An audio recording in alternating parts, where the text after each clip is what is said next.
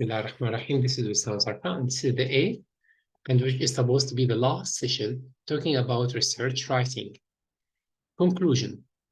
When we finish the research, we should try the conclusion, and maybe after we do that, we can come back and edit the introduction and the abstract. For sure, the last thing to write is the abstract. So what should we include in the conclusion? Here we can talk about 5 main things. We can talk about summary of the main findings.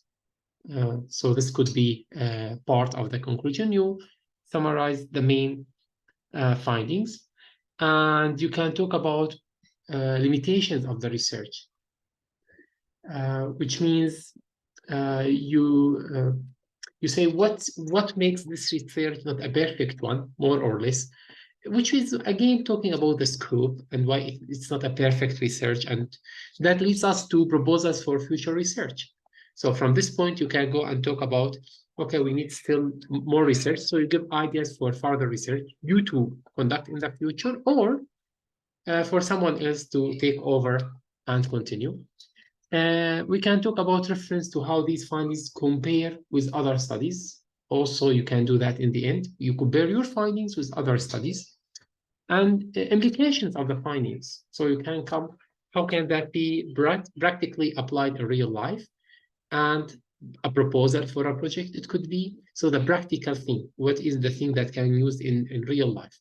More or less, this is what can be included in the conclusion. Also, you can include discussion, which is more or less your opinion about the results, about the research. So here you can have something called discussion too.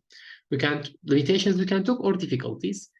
I'll show you now 2 real examples of research, one of a journal paper and the other of a dissertation, master dissertation. This is of a master dissertation. So like here we have findings. It's the last chapter, which is supposed to be conclusion, but like it's called findings here. So you can here, like a general plan is proposed here, which is like the practical application, let me say, the 3 stages of the plan to manage the seronegative heritage. For example, here we talk about 3 stages.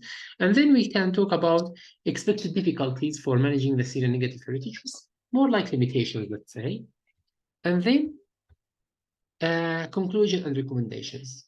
So here just you try to summarize everything more or less, and recommendations about practical application, like 1, 2, 3, 4, 5, 6, 7, 8, about 8 pages out of 80 like pages of this research. If you go to like a journal, on the other hand, which is about 20 pages, here you have the conclusion, which is about 1 page, which is summary of everything. So here there is no space to have like so many sections in a journal. You just have a summary of everything with suggested studies and everything we said, but it's more concise because it's journal, and that's what it takes. If it is like PhD, again, if it's a PhD thesis, the conclusion might be quite longer. That's all. I hope it was useful. Thanks for listening, and goodbye.